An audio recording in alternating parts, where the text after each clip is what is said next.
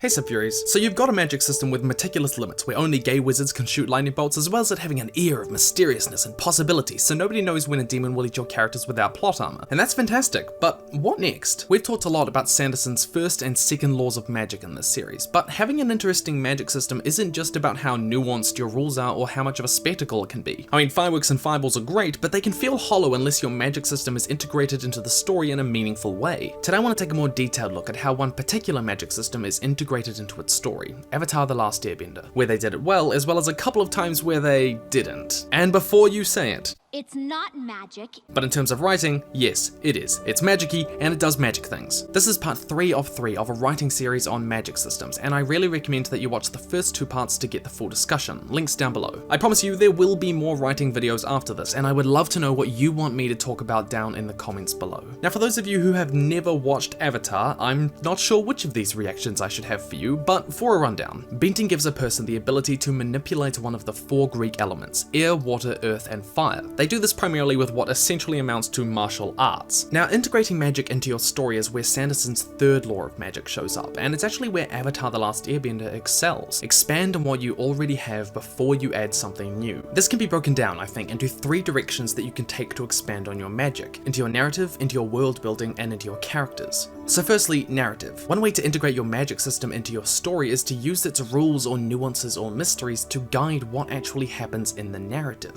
Don't just let it be this thing that your readers see your characters use and go, wow, isn't that a useful but mildly inconsequential plot element? Rather, exploring in detail how the magic either creates or changes conflicts that your characters experience can be really interesting. Sanderson puts this down to hypothetical what happens when questions, like what happens to royal families when magic always requires royal blood. One of the best examples in Avatar is what happens to prisons when people can bend the elements around them. In one episode, Katara has a cunning plan and promptly gets both her and Toph thrown in a wooden prison, which Toph cannot earthbend her way out of. In another episode, we see earthbender prisoners are kept on a ship made of metal to make sure that they have no earth around them to bend and escape. In Legend of Korra, each of the members of the Red Lotus are kept in prisons especially designed to hinder bending their element. The typical prison escape that we see across dozens of stories is changed by the nuances of bending, and it expands on the magic system as an element of that story. Pro tip: if a magic system feels like it could be removed or replaced in the story without altering the challenges that characters encounter, then that may be a red flag that it feels isolated from the story. And this isn't usually a good thing. It's generally better when all of the pieces of your story feel like they fit together. So not only does creating challenges that arise from the mechanics of your magic system help prevent this, but it's the nuances of your magic system, hard or soft, that allow an author to explore unique challenges that don't take place in any other story, which is fantastic because it makes the work stand out on its own. Though it's important to keep in mind the scope of the what happens when question. Sanderson, I think, put it pretty succinctly. Epic fantasy has space for looking at history and economics, while a tight urban fantasy may instead want to look at one specific factor, such as how synthetic blood might affect vampire culture. The fewer the characters, the smaller the world, the shorter the book, the narrower the question can be. Secondly, world building. Suspension of belief is crucial to immersing a reader in your story, and world building is an important part of that. This is about writing things into the story that may not be the focus of the narrative, but helps place your reader in a world that feels thought through. Like, if your magic system relies on you killing explicitly orphans and using their souls, then how does society run its orphanages? Badly. The answer is badly.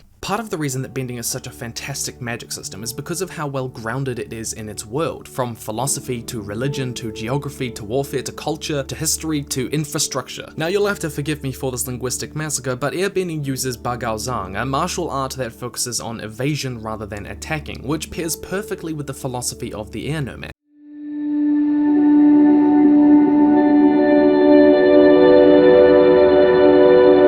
The massive walls of Ba Sing Se feel like a natural consequence of being able to manipulate Earth, and in Legend of Korra, lightning benders are employed to generate power, meaning they don't have to rely on coal as much. In the comics, we see benders being employed to make mineral refineries more efficient. Though one of the more interesting world building details that I want to highlight is that the Fire Nation was thrust into an industrial revolution with steam engines, tanks, airships, and trains, largely because of their access to a portable and near infinite power source, fire. Now, none of these details are at the forefront forefront of the story, but their inclusion demonstrates how the writers considered the ramifications of bending for the world around them in detail. World building with magic makes it feel like an integral part of the world, rather than just a gimmick ability that your characters use to solve problems. It truly feels like you couldn't take bending out of the world without radically shifting these other elements of society and history. Alternatively, it can be interesting to ask whether different cultures or beliefs change how people interact with magic. If your magical land that is shockingly like medieval Europe has strong beliefs about gender roles, then are women allowed to use certain kinds of magic? And this is precisely what happened at the Northern Water Tribe. At the beginning, Grandpaku refused to train Katara because he took one look at her and thought, "A woman? Not on my watch unless I'm watching you make me a sandwich." And this can apply not just to different cultures, but religious orders, social classes, even clubs at universities. A fictional world can feel rigid if everyone uses magic the same way, despite their vast differences otherwise. Though, like avocado on toast, this can be taken too far. It's important to not have the magic system be the only difference between groups. That too can feel rigid because the reader is left wondering why everything revolves around magic to a T. Thirdly, character. Another way to integrate magic into your story is with your character arcs. Now this is by no way necessary, and it only fits with particular types of fantasy stories and magic systems. But like nights where I have an existential crisis, boy is it extremely common. How many times have you read a story where a gallant hero with gorgeous eyes and a magical sword that all the ladies love has not been able to harness their full power until they've mastered their anger, pride, or hormones?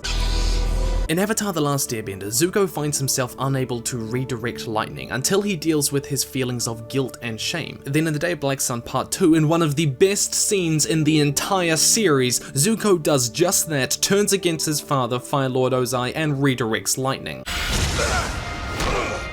Likewise, Aang struggles to earthbend until he learns to face up to his problems rather than avoiding them, something that he struggled with his whole life and is a major source of guilt for him throughout the story. Then when he overcomes that challenge, he earthbends. Tying your magic to character growth gives more weight to the character arc by emphasizing its importance in them becoming stronger and overcoming challenges. It also places magical prowess secondary to character growth, which works particularly well in coming of age stories like Avatar: The Last Airbender, because it's all about characters learning about their powers and themselves. But this works less well if your protagonist already has established powers from the beginning, or you don't want their magic to necessarily follow the same path they take as a person. It also makes the mechanics of your magic system somewhat softer, because character change is far less quantifiable, meaning that it may not be the way you want to go if you want a very hard and predictable magic system. Those are just 3 ways that you might consider expanding on your magic and integrating it into your story. But let's talk about the mechanics of bending as a magic system. Like most magic systems, bending strikes a balance somewhere in the middle of the spectrum from hard to soft, leaning towards hard. And let me reiterate Sanderson's first law. An author's ability to solve conflict with magic is directly proportional to how well the reader understands said magic. And throughout the series, bending is often used to solve problems, but the reason that this works so well is because of 2 things: predictability and consistency. It never shows the characters bending radically different amounts of their element or displaying radically inconsistent bending skills. We understand what Team Avatar are capable of when they come up against challenges. Inconsistent powers leaves a reader asking, why didn't a character do X when they could do it before? But where a character doesn't use skills that we know that they have to solve problems, there's a clear reason laid out, like Katara refuses to bloodbend for moral reasons. Avatar also sticks pretty closely to Sanderson's second law: limits are more important than powers. From the first episode, we understand limits like you can only bend one element unless you're the Avatar, you cannot conjure it from thin air unless you bend fire, and your abilities are limited by technique and training. But a major feature of the show is that it questions the boundaries of these elements, like blood for waterbending, metal for earthbending, or lightning for firebending. And though these powers become crucial abilities in the story, they never feel like a wizard did it, because the writers spend a long time establishing that these boundaries can be pushed. In the first episode, we learned waterbenders can bend ice. In episode 6, it brings up that earth isn't just rock, but coal. In the episode The Swamp, we learned waterbending extends to plant bending because of the water inside of it. Just as characters figure out how to push the boundaries of their element and unlock new abilities, so could the viewer. Psst, you should check out my glass bending video. And there are also instances where bending is limited by character growth. This is a soft limit to a magic system, but it can be done well if it doesn't hamper that sense of predictability you need if you're going to use it to solve conflicts in the narrative. The best example of this is when Zuko finds himself unable to redirect lightning, as we talked about before. The scene where he does is incredibly satisfying because the struggle for him to let go of his guilt and shame has been developed throughout the entire series. It was set up, explored in depth, and resolved in a realistic way that viewers could believe. It's possible to tie magic to a character arc and not lose that predictability and consistency if the reader anticipates and understands the character change. All it requires is sufficient foreshadowing. But it is important to note that the more consequential a character change or the greater the power, the more it should be foreshadowed beforehand, or it risks feeling cheap and unearned. And while I love both Avatar: The Last Airbender and Legend of Korra with all of my heart, soul, and chakras, they didn't always get their magic system right. The clearest example of this is what happened with spirit bending and energy bending in season 2 of Legend of Korra. It's what happens when authors go, you know, who wants a functional story with a satisfying ending? Not me. So after having the Avatar spirit, Rava, ripped out of her, Korra feels powerless to stop Unavatu, the Dark Avatar. Then, because what kind of do or die moment would it be without a good pep talk, Tenzin takes her over to the Tree of Time, and a number of things happen. Let go of your attachment to who you think you are, and connect with your inner spirit. Rava is not who you are. Avatar Wan. Before he fused with Rava, Wan was just a regular person.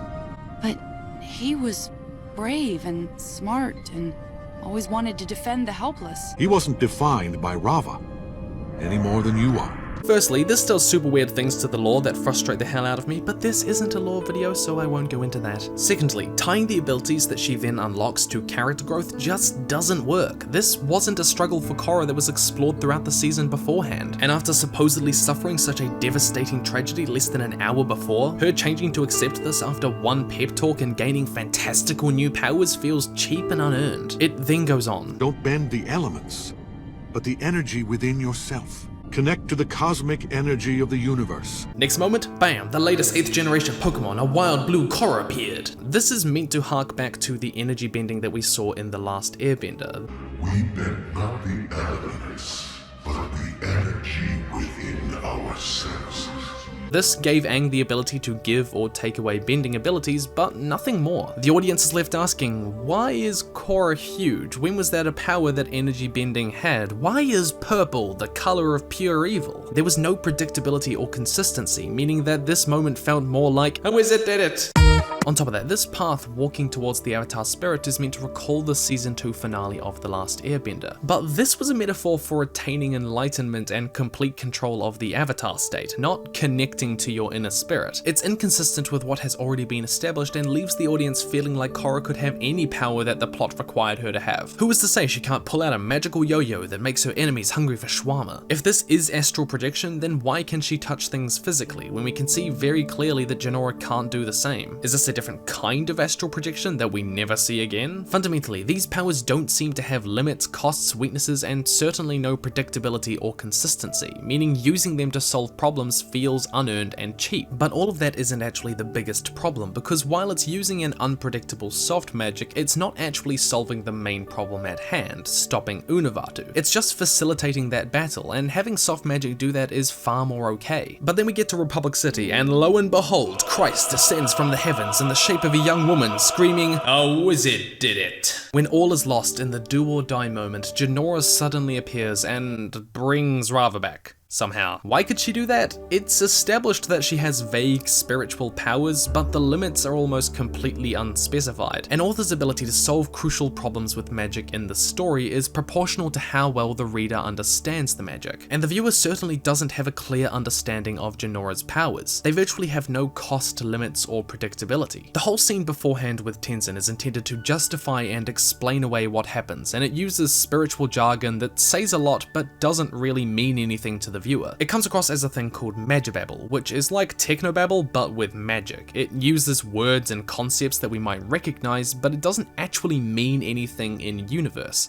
Not really. And magibabble is almost never good. It's usually used to justify contrived instances of magic. To let Boomy do the talking, What did you say to her exactly? This was part 3 of 3 of our series on magic systems, and there will be more writing videos coming out in the future. As to what they'll be about, that's up to you. My question of the day is, what would you like me to talk about when it comes to writing? Maybe world building, character development, narrative structure? Let me know down in the comments below. I hope you've enjoyed this. I know that I certainly have, and though these videos have taken a long time to write, make, and edit, they've been well worth it. It's brought thousands of you into the community and given me an opportunity to talk about something that I absolutely adore: storytelling. If you feel so inclined and you've enjoyed this series, I'd love for you to support me on Patreon for as little as $2 to help me keep doing the work that I do. There's a link down to that in the description below. In the meantime, I'd love for you to come say hello to me over on Twitter or Facebook. Email me stuff that you've made, address or links in the description below. Stay nerdy, Subfuries, and I will see you